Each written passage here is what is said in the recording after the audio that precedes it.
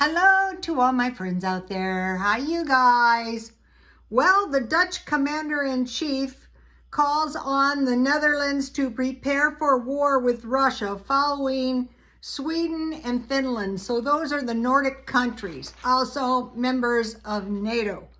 So basically they feel like it's possible they may be drawn into the conflict with the Russians and the Ukrainians. So they're told to prepare for war, stockpile food. Well, we should be doing the same thing. So a lot of people say, I am not even going to worry about this. I will just run down to Costco and buy $300 worth of food.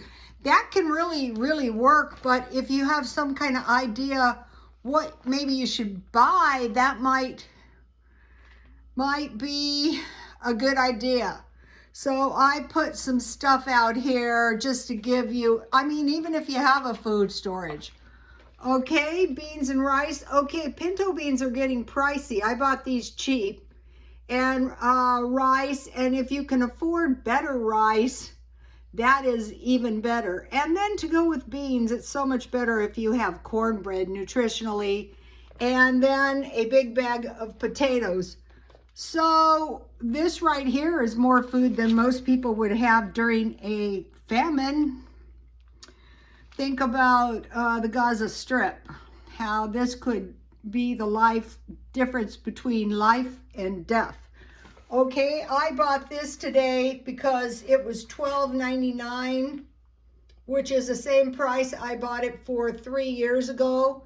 And 3 of these last me a year. At some point, I decided to switch to olive oil, but for making the flatbreads, which we do want to know how to make, and I'm going to give you the recipe at the end, it's better to have oil. So this right here, if you have to eat beans and you have a tablespoon of bacon fat or olive oil, corn oil is probably the first one we could see some kind of shortage. And then you need flour and you need sugar. I bought the flour. I saw a video. I could not believe this. There was bugs in the side of the flour, and so they still ate the flour inside.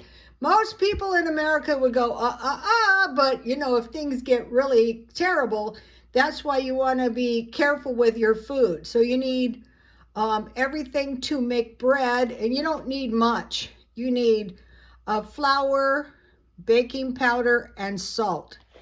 But you also need sugar. And during any kind of depression, it's always rationed. Okay, so I put stars by the foods that were rationed in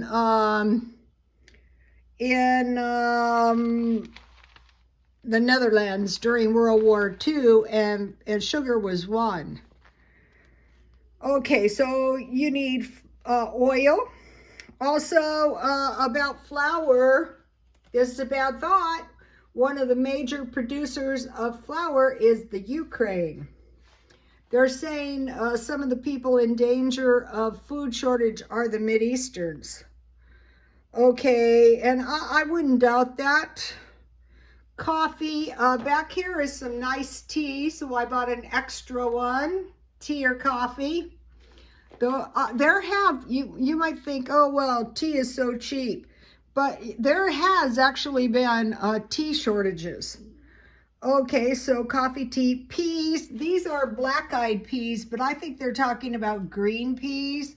I have some around here, but mostly I stockpile pinto beans. I think they have more iron in them, not sure.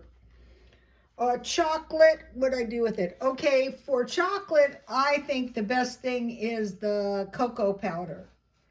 But they've been predicting shortages of chocolate, cola, and coffee for a long time, saying there isn't enough to go around. Now, I put a star by egg powder because they're mentioning that to do with the Netherlands. Now, back here, I put, this is something you want to buy a lot so you can make cheese, is vinegar. This is baking powder and baking soda so you can make biscuits or flatbreads. Fruit and vegetables. I just put 2 canned vegetables, you know, peas and peaches, but I would suggest maybe once a month buy a case. Okay, now meat. So they're saying one of the things that might go short would be beef. So one thing to do is buy canned food, because they're saying buy canned food that has beef in it. If beef becomes very, very expensive. Sweden, it was sardines and pink salmon, which makes sense because you need some amines. You need nuts and you need fish, so you don't become amino acid deficient. And then I started stockpiling pickled food. One thing, you get the nice jars, but another thing, these are vinegar foods. And during the wars, Alexander the Great would protect his army with vinegar foods. And so today I posted it on Rhoda Stone Instagram. I meal prepped some chicken, rice, and then I just put some pickled vegetables, and I put some homemade cheese, which I will give you the recipe in a minute, on top of that. So you have a little fat, you have a little, you know, pickled food for vegetables. And then they're saying, you know, sugary treats. This is a bag of cookie mix that I bought at Smart and Final. This is whole milk from Walmart. The canned is really the best. And then these are, they say dried food. I would suggest making beef jerky. That's easy. And these are blueberries, which are handy. And then there's some oatmeal so you can make granola. All right, you guys, let me fan out here. So if you carefully shop, this is not too expensive. All right, let's go over here. All right. Get this recipe just in case, God forbid. 1 cup flour, 1.5 teaspoons baking powder, 1/2 teaspoon salt. You mix that all together, and then you get 1 cup hot water, and you carefully pour the water in to create a soft dough. Then you put a little oil. You're going to need oil to fry this. And you can reuse your oil if you carefully cool it. And then after about 20 or 30 minutes, you take your soft dough, and I usually add a little flour on a cutting board, and I usually for 1 cup, it makes 4 to 6 fry breads, and you just pat them out like in a flying saucer and fry them in oil, and they're really good with this homemade cheese. Okay, for the homemade cheese, don't buy cheese, make cream cheese at home in 5 minutes. The channel is I Cook at Home. But the thing about this cream cheese is you can use it like cheese or you can use it like butter. So I put this on top of my rice and my vegetables, and that was really good. 2 liters of milk. Okay, you can use 1 liter. And you heat that to boiling and add 1 teaspoon salt. Then I usually turn off the heat, but they didn't. Add 2 tablespoons vinegar, stirring continuously. So you need vinegar. You really need it to pickle food. I'm going to be pickling some food. And when the milk curdles, the liquid will be yellow, and save that yellow liquid for bread making, or just drink it hot. Okay, that's your curds. Right there, you strain it. That's cottage cheese. So you don't need too much for cottage cheese. You just need milk, salt, and vinegar. Then put your cottage cheese in the blender, Add 2 tablespoons sour cream. So I bought this, and this is in the freezer, so I'm going to have plenty of butter. And so 2 teaspoons, well, 100 grams, which is a half cup butter. And so you need butter. So you need sour cream and you need butter, but you don't need that much. So you put the curdled milk, the curdles, the melted butter, and the two tablespoons of sour cream, and you blend it in the blender until it resembles cream cheese. And then the next thing, so I want to give you the salmon ball recipe again. You can make salmon patties, but if you make, I'm going to start making like meatballs, various kinds. I think the food goes further. Salmon, onion, egg, 2 slices, bread, salt, pepper, garlic, and a little mayo. Okay, so that's why you want to stockpile salmon. Here is the yogurt. Heat a big pan of water to boiling. Put in the oven to create a warm bath. So I push it to the back corner. And, you know, it's covered. Bring 3 cups milk to almost boiling. So when you start, you start heating the milk, take your yogurt. You need yogurt the first time, but then after that, you can use your own yogurt as a starter. But after a while, you're still going to need a little yogurt. So you need sour cream, butter, and yogurt. Bring 3 cups milk almost to boiling and hold it there for 20 or 30 minutes.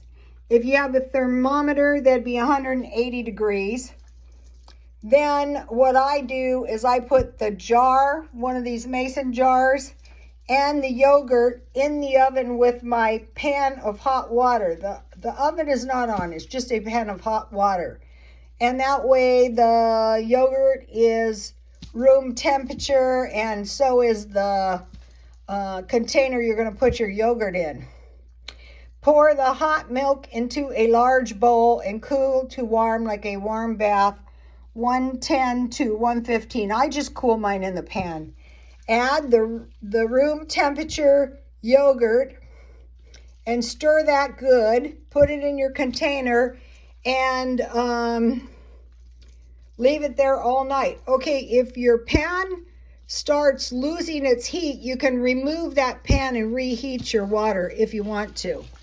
Now for the granola. Here is my buttery granola. I ate some today on some yogurt that I had made. 3 cups oats, 3 cups nuts and fruit. So combine 3 cups. 1 cup, this would be if you want to use banana chips or coconut. And then heat. So you mix that all up. Whatever you have in the house, blueberries, cranberries, raisins, any kind of nuts, no nuts. In the day, they used to go heavier on the fruit. So now 1/4 cup oil. So you need oil. 1/4 cup honey, or you can use pancake syrup, and 1/4 cup peanut butter. Okay, if you're using for the nuts peanuts, the peanut butter is good, but you have to be careful not to burn your peanut butter. So you heat the oil, the honey, and the peanut butter, until it starts to boil, but you don't boil it, it just starts to boil. Then you add that to the dry ingredients and you spread it on a cookie sheet, and you bake 250, turning it continuously. So you want to have these things here in your freezer at all times. Now, let me give you a shot. even if you already stockpile, you know, you could be a little light. Like one of the things I don't have is egg powder.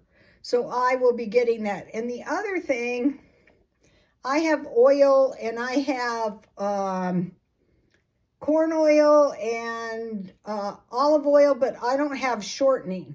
So I will be getting probably 3 tubs of shortening, the Walmart brand.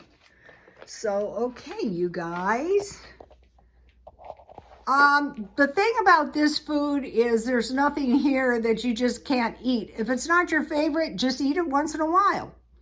And the cookie mix was good. If you buy the big containers, then you're set for a while. I will see you tomorrow. Happy New Year's.